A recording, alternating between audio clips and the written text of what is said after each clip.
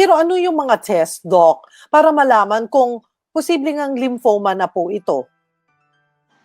Well, initially, gagawa muna ang doktor ng mga simple exams. Siguro complete blood count para malaman niya baka mamaya infection lang yan kaya lumaki yung kulani mo. So titingnan kung tumaas yung white blood cell mo.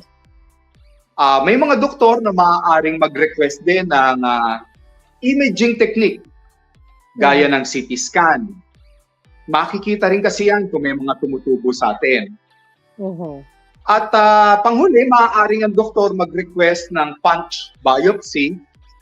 Isang maliit na needle, kukuha ng sample, titingnan under the microscope, at doon makikita kung ito nga ay lymphoma.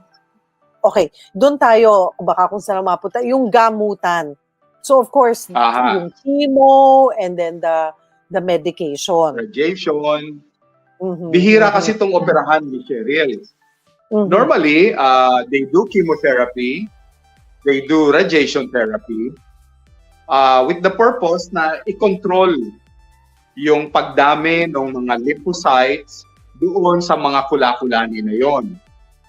At dito papasok ni Cheryl as a doctor who believes in integrative medicine na ang nutrisyon kasama sa gamutan dapat. Dapat kung ikaw ay nag-undergo ng chemo o radiation, para mabawasan yung mga side effects sa'yo ng mga gamot, dapat may iniinom kang napakasustansyang mga suplemento. Mahalaga yung suplemento na tutulong sa gamot mo para labanan ang mga tumor na ito.